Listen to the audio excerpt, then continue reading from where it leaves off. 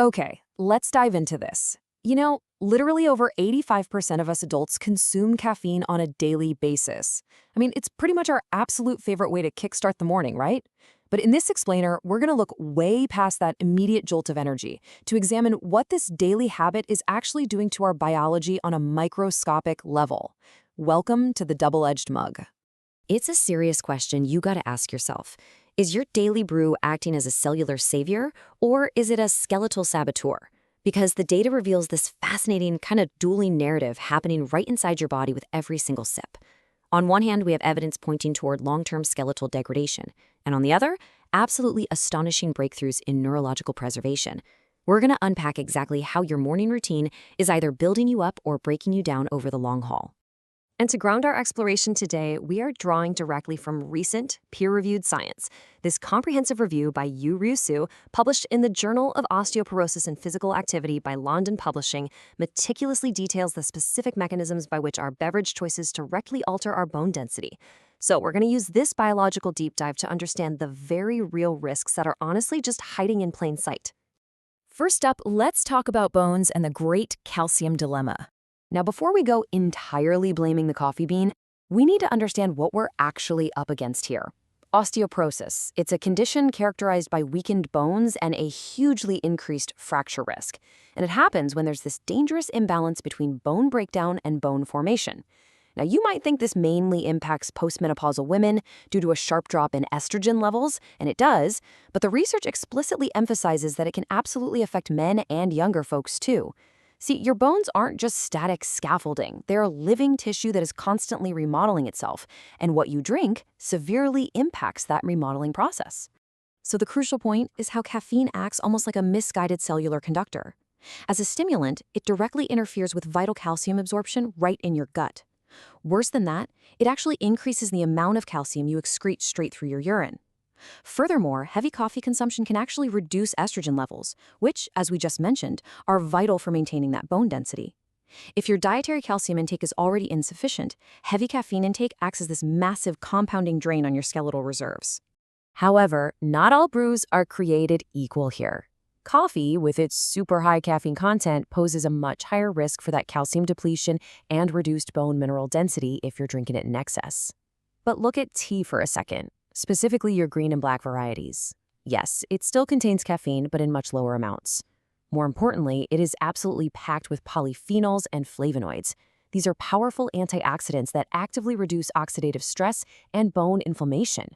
Actually, the data shows that long-term tea drinkers often have higher bone mineral density compared to non-drinkers, all thanks to those inherently protective compounds.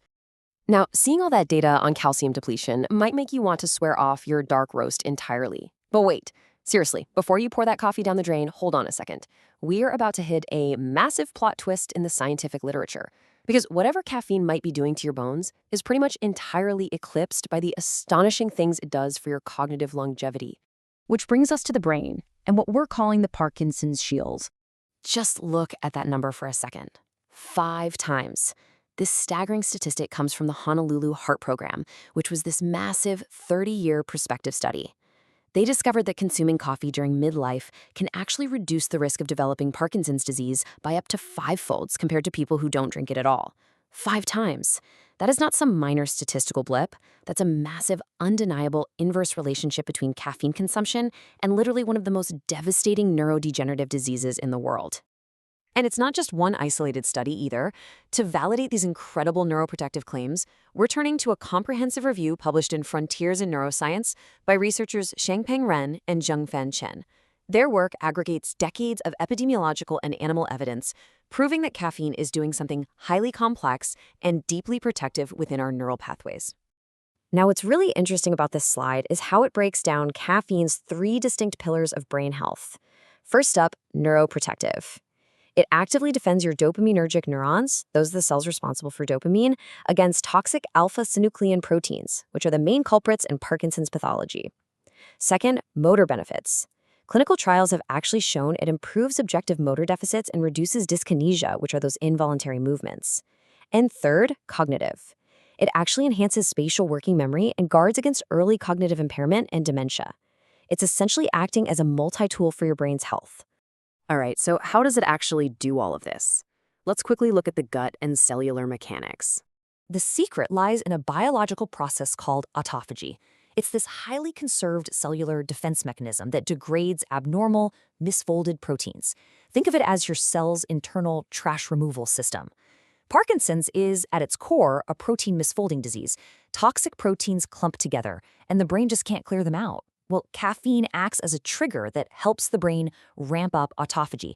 It's effectively telling your cells to take out the toxic trash, specifically clearing out those misfolded alpha-synuclein proteins before they can even destroy your neurons.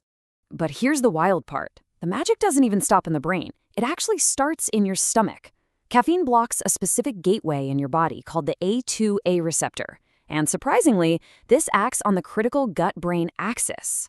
Regular coffee consumption causes a positive shift in your gut microbiota.